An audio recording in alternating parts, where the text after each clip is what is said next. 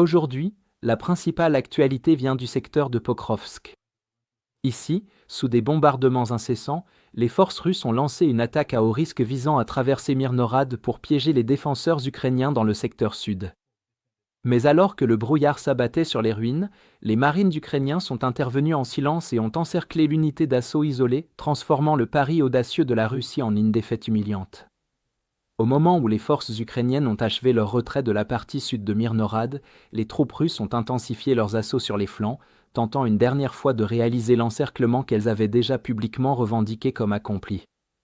L'objectif tactique des forces russes était de pénétrer dans le nord de Myrhorod et de couper les unités ukrainiennes positionnées dans les immeubles de grande hauteur, car cela leur permettrait de contourner le quartier le plus dangereux et d'isoler les défenseurs ukrainiens dans une zone très restreinte.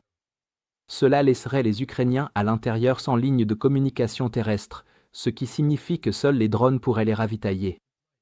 Si les forces russes ne parviennent pas à encercler les immeubles, elles devront les attaquer directement, ce qui entraînera de lourdes pertes. Les Russes mènent des attaques à la fois depuis l'est et l'ouest, mais sans un contrôle total sur la partie nord de Pokrovsk, ils ne peuvent pas l'utiliser comme un tremplin efficace et manquent des ressources nécessaires pour exploiter pleinement ses avantages. Les mauvaises conditions météorologiques, comme le brouillard, continuent d'aider les assaillants à dissimuler leurs mouvements et à avancer sans être détectés, en raison de la faible visibilité, mais cela aide aussi les Ukrainiens à organiser des embuscades. Le niveau de réussite des contre-mesures ukrainiennes montre que les drones russes sont également affectés, les opérateurs ennemis n'étant pas en mesure d'assurer une surveillance suffisante par drone.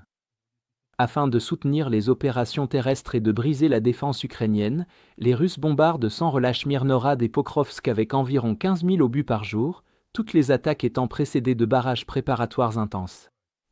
Les Russes larguent également, en moyenne, 150 bombes planantes par jour, et comme vous vous en souvenez d'un précédent rapport, ils utilisent même des bombes Fab 3000 de 3 tonnes pour raser complètement chaque structure.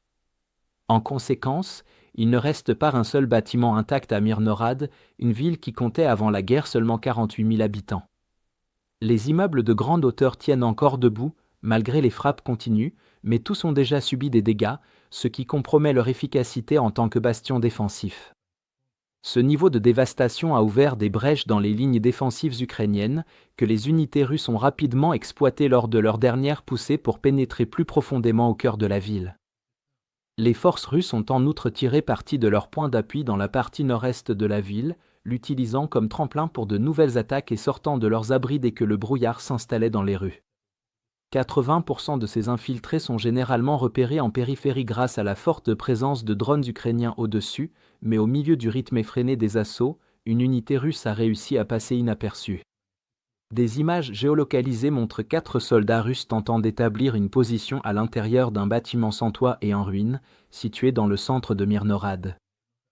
Le niveau même de destruction s'est finalement retourné contre les Russes, permettant à un drone ukrainien de détecter leurs mouvements et de transmettre les coordonnées de la maison aux unités d'infanterie ukrainiennes au sol.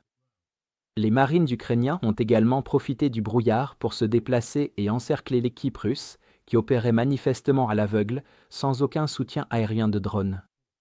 L'unité russe entière a été prise en embuscade et contrainte de se rendre sur le champ, n'opposant aucune résistance face à un désavantage écrasant qui aurait sinon signifié une mort certaine.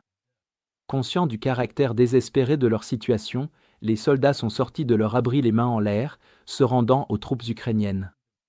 Malgré les difficultés du combat urbain, les Ukrainiens ont pu capturer les ennemis, les interroger pour recueillir des renseignements et les utiliser plus tard dans le cadre du fonds d'échange pour les prisonniers de guerre. Dans l'ensemble, l'échec de la dernière offensive russe au nord de Myrhorod met en lumière les limites de sa stratégie offensive, même appuyée par des bombardements massifs. Les marines ukrainiens continuent de faire preuve de discipline tactique, utilisant le terrain, la météo et une coordination supérieure pour déjouer et démanteler les avancées russes.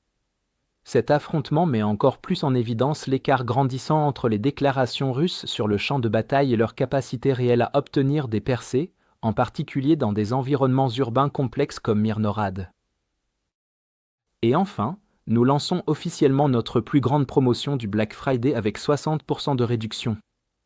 À partir de seulement 3,99 $, vous aurez accès aux images de combats non censurées que nous utilisons dans chacun de nos rapports, ainsi qu'à toutes les analyses d'événements majeurs qui vont bien au-delà de ce que nous pouvons inclure dans nos courtes vidéos quotidiennes.